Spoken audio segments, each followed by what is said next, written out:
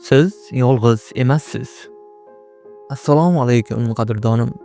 Yaxshimisiz? Charchamayapsizmi?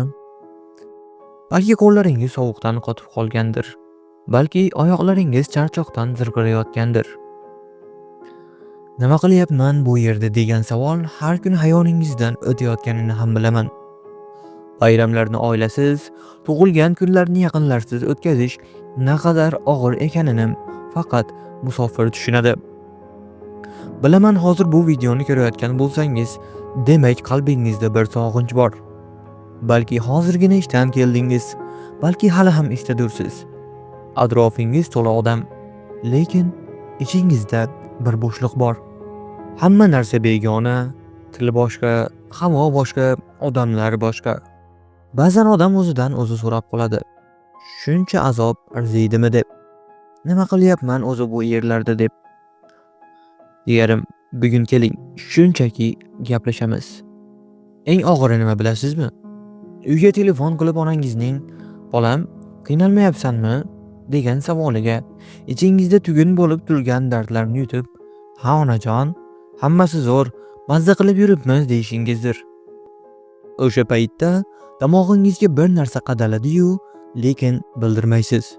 Chunki siz mardsiz. Siz ularning tinchligini o'ylaysiz.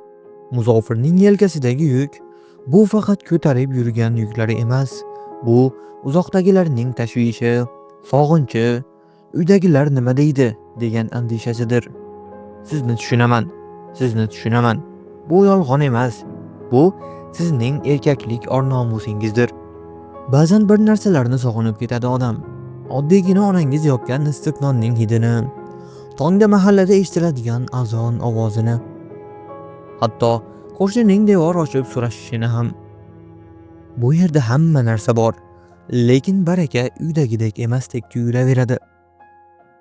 Dam olish kuni kelsa, hamma uyga tarqalsa, musofirning xonasi yanada kengayib, dunyo esa torayib qolgandek bo'ladi. Ko'zingizni yumsangiz, o'sha tanish ko'chalar, do'stlar bilan ichilgan choy, bolalaringizning qiy-chuvi qulog'ingizga eshitiladi. Lekin mana shu sog'inchingiz bu sizning insonligingizdir. Vafodorligingiz belgisidir. Sog'inyapsizmi? Demak, qalbingiz hali tirik. Demak, sizda qaytishga sabab bor. Niyat bu bizning quvvatimizdir. Keling, bir narsani eslaylik. Biz nima uchun bu yerga kelgan edik? Kimdir onasini hajga yubormoqchi. Kimdir farzandining to'yini qilmoqchi. Kimdir uyli, joyli bo'lmoqchi. Bu niyatlar shunchaki niyat emas. Bu bizning duolarimizdir. Har bir peshona teringiz, har bir qadoq qo'lingiz oilangiz uchun o'qilayotgan bir duo aslida. Odamlar nima desa desin, musofir degan nomni ko'tarish har kimning qo'lidan kelavermaydi. Siz hozir jangdasiz. Ro'zg'or degan, or-nomus degan katta bir jangning qahramonisiz. Charchagan bo'lsangiz birpas o'tiring, nafas oling. O'zingizni asrang. Chunki siz uydagilarga pulingiz bilan emas, o'zingiz bilan keraksiz. Sog'lig'ingizni boy bermang. Sabrning oxiri nur. Musofirlik bu iroda maktabi.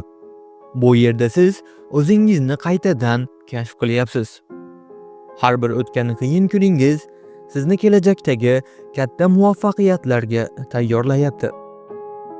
Bilaman, ba'zida hamma narsaga qo'l siltab, qaytib ketsammikin degan fikr keladi.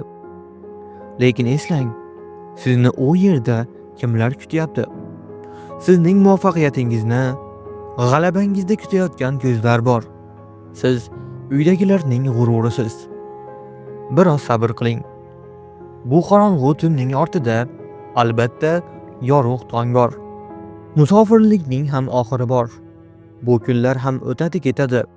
Inshaalloh bir kun keladi. Hamma narsangizni yig'ishtirib, qo'lingizda sovg'alar bilan o'z darvozangizdan kirib borasiz. O'shanda onangizning duosi, otangizning faxr bilan qarashi, ayolingiz va farzandlaringizning quvonchi sizga hamma charchoqlarni unuttirib yuboradi.